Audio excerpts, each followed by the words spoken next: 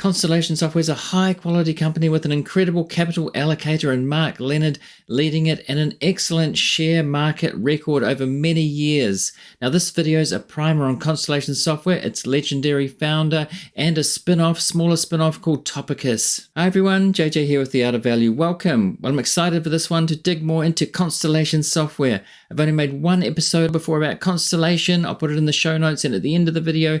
And I'm also a shareholder of Topicus, the European spin-off from Constellation. Now, Mark Leonard is a really intriguing person as the leader of Constellation Software. Not that much is known about him in the investment community, apart from what he said in his shareholder letters, which are really worth reading. So he's a really private person. In fact, I don't know of any public interviews with him over the years. Do let me know if you know of one, if you find one. Now, since Constellation Software IPO in 2006, shares of the company have increased over 14,800%, which is a 33.7% CAGR over that time. Pretty incredible. And the business results have been just as impressive, as the return on invested capital has consistently been over 30% a year historically. You won't find many companies like that in the world. Now let's have a quick look at more stock charts for Constellation over the years. We can see here the 10-year, it's 31.5% CAGR over that time and 1,412.7% return over the past 10 years. And look at the amazing consistency of the stock charts too over time. You won't find many companies like that either. And over the 5 years, it's been 24.4% CAGR and 196.4 price return over the past 5 years. So no matter what timeline you choose, it's been pretty consistent over the whole time of its existence. Over the past year alone, we can see it's up 44.7%, and this is quite a big company at this point. And just year to date, it's up 30.9% as well. A lot of technology companies are up quite a lot this year, but that's pretty good going as well. Now, Mark Leonard founded the company in 1995 and took it public in 2006. And today he's 66 years old. This is important to know because it's quite a big company. He's getting older. But having said that, if you look at Buffett and Munger, two of the other famous conglomerate leaders of the time, they're over 30 years older. So there could be a lot of compounding, a lot of work to go yet, depending if he retires or not. These people tend not to retire. He'll probably go until he can't anymore unless he gets sick of it. But I don't think that's the case. I'd say he'd just keep on compounding as long as he can. To get the company started in 1995, Leonard raised $25 million, money from pension funds, but also some venture capital money as well. Mark Leonard actually started out in the venture capital space, where his mentor there, Steve Scotchmer, taught him of the importance of very high quality companies, looking for those. Leonard's indicated that Scotchmer taught him to set a really high bar for the businesses he was involved in and for those he invested in, much higher than most other investors and other people involved in business. Now, as we can see from this Constellation Software press release, Scotchmer was actually on the board for 21 years, from 2000 to November 2021. And Mark Leonard said at the time of Scotchmer's resignation from the board, Steve took what he learned as an operator and helped us weave those lessons into Constellation's fabric. He took what he learned as an investor and taught us the discipline of permanent ownership. His operating and investing philosophies inspired the creation of Constellation and are infused through the organization. I am fortunate to have had his counsel for the last 35 years. So he definitely holds him in high regard. And here's an article I found about Steve Scotchmer. It says, Mark Leonard's muse and the best private investor you have never heard of. And it says in the article, Steve has been a director since 2000 and holds more than $125 million stake, including spin-off Topicus. He has steadily added to his holdings over the years. Constellation founder Mark Leonard has credited Steve Scotchmer as his most influential investment mentor. That's quite a credit, considering that many people consider Mark Leonard to be the most astute capital allocator in Canada. Mark had a formative experience working with Steve. Steve's basic philosophy is to own a portfolio of the very best businesses for a very long time. So it's pretty clear over the years that Mark Leonard's talked to him a lot. They've talked together. He's a mentor, but they were kind of learning together, it seems to me. Now, to understand how Mark Leonard works, it pays to dig into his shareholder letters. just like Warren Buffett over the years. If you read Warren Buffett's letters, you get pretty much everything that he wants to say in there, is similar with Mark Leonard. And it's clear that some of the highest quality businesses that Mark Leonard could find was in vertical market software, or VMS, and that's what Constellation has focused on right from the beginning. When Leonard was working in venture capital, he realized that it was pretty short-term, too short-term for him, and he wanted to focus on long-term compounding, long-term investing, and that's why he switched to founding a company like Constellation Software and focusing on that particular area. Vertical market software is basically software that applies to a certain sector or niche. It can be pretty narrow, as opposed to horizontal, say like some of Microsoft's products that have a wide variety of users in different industries, different sectors, or pretty much everybody when it comes to that. So vertical market software is just vertical in specific niches. So some of the qualities of these businesses that they were finding: they have high margins,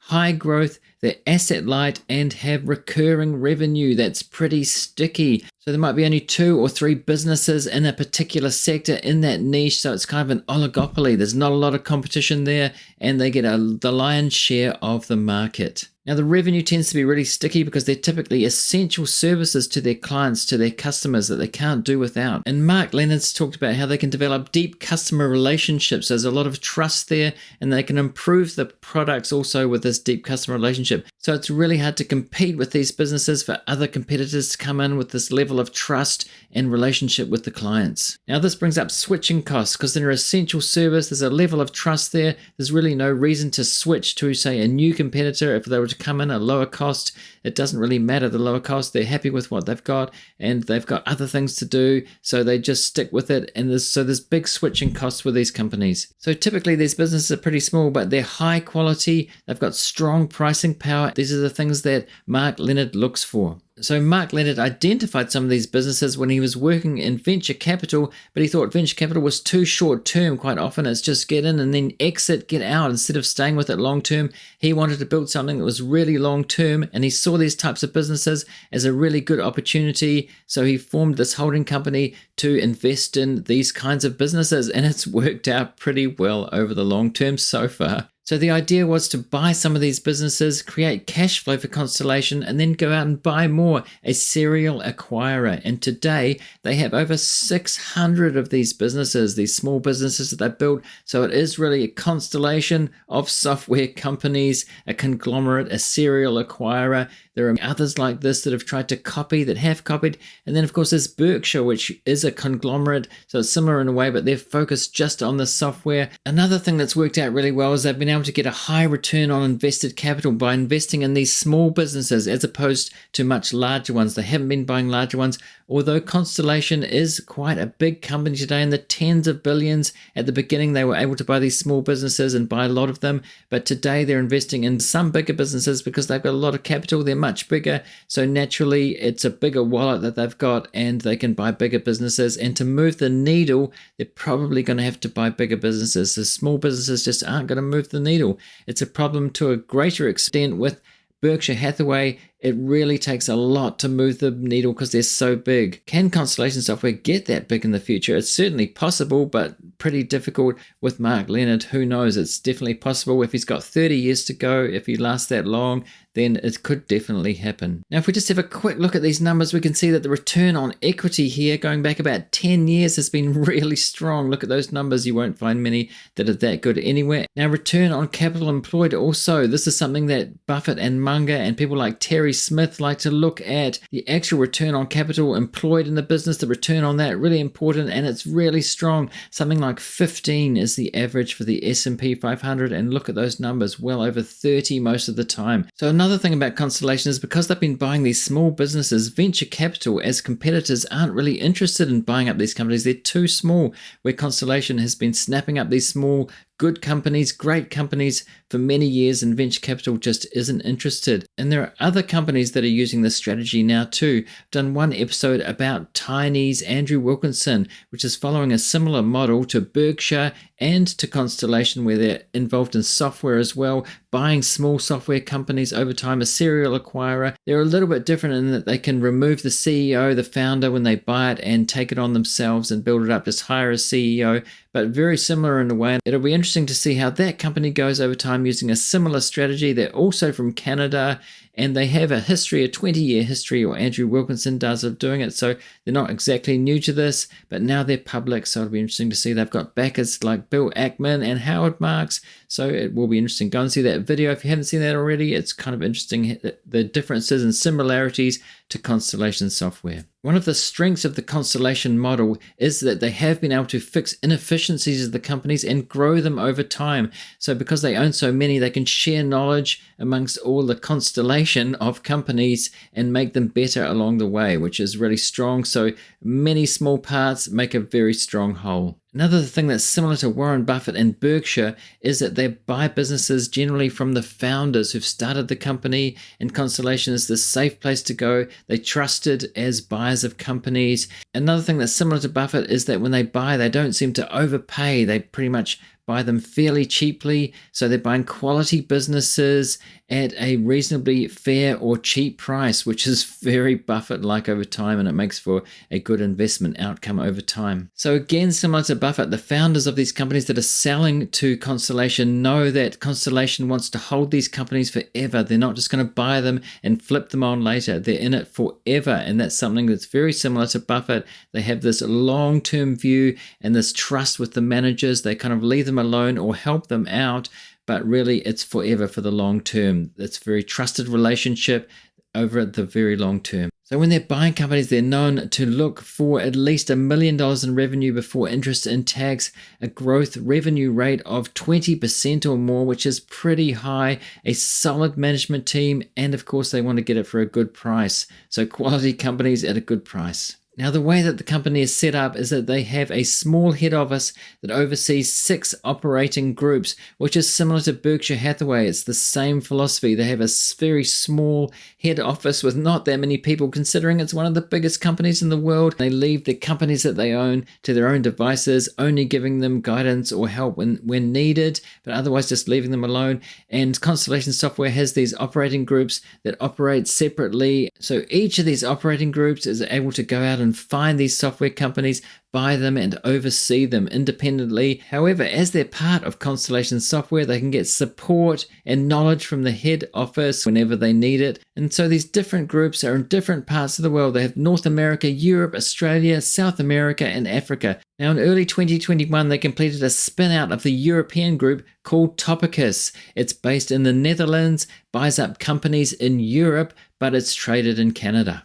Now, if there's significant interest in Topicus, I'll make more episodes about it. As I said, I own the stock, and one of the reasons I own it is because it's a similar model to Constellation. It's part of that group. As I said, they've spun it out, so it's the same model, but in Europe. And Europe is a really big market, but Topicus is pretty small compared to Constellation. So really, it could be like getting in on an early Constellation and it growing from there, compounding at the same rate. Can they do that? I got on pretty early because I do think that Europe is a good market. Have they got the culture to do it in other parts of the world, just like Constellation, and build it up? It could be just as big as Constellation in the future. And can it compound at the same rate? I'm guessing so. Mark Leonard's involved. Constellation Software is involved. It's not investment advice at all. I'm not invested in Constellation, but I am invested in Topicus, and we'll see what happens to it, say, over the next 5 years. So let's have a look at some of the information and the stock charts on Topicus so far. As I said, it hasn't been very long. On Ticker Terminal here, we can see a basic description. I've got a link to Ticker Terminal, by the way, a referral link in the description if you want to take a look at that. So it says Topicus.com provides vertical market software and vertical market platforms in Europe. The company develops, installs, and customizes software, as well as provides related professional services and support for customers across approximately 20 diverse markets, primarily in Europe, and acquires, builds, and manages industry-specific software businesses. It serves education, healthcare, social services, local and central government, retail, financial services, and accountancy, legal services, real estate, automotive, maritime, and professional associations. I mean, the scope for it is, as we know from Constellation, really wide. They can go into different sectors, just software that is in different niches. It says the company was incorporated in 2020 and is headquartered in Toronto, Canada, But as I said, it operates in Europe, the European market, and has an office in the Netherlands. Really, that's where they're based. All right, let's have a look at some of the stock charts so far for Topicus. As I said, it hasn't been in existence public for very long, but all time so far, it's 49.4%, and that represents a 16.6 compound annual growth rate so far. And over the past year, it's up 46.8%, which is pretty significant. And year to date, it's up 27.2%. And we can see there that the size of it so far, the enterprise value, this is in US dollars actually, it's $6 billion. So it's not completely small. It's not like a micro cap, but still pretty small compared to Constellation. I personally think it's got a lot of potential, this company, but we'll just see. That's not advice, as I said. I'm interested to see what happens, especially over the next 3 to 5 years. And as the stock settles down and the company gets going, buying and growing these companies in Europe, it's going to be really fascinating to see what happens. Now, if you're watching on YouTube, I'm going to put a link here to that one previous episode I made about Constellation Software. It's about what Mohnish Pabrai said about Mark Leonard and Constellation Software. I'll put a link to it in the show notes as well. Thanks for watching or listening this time, and I'll see you in the next one.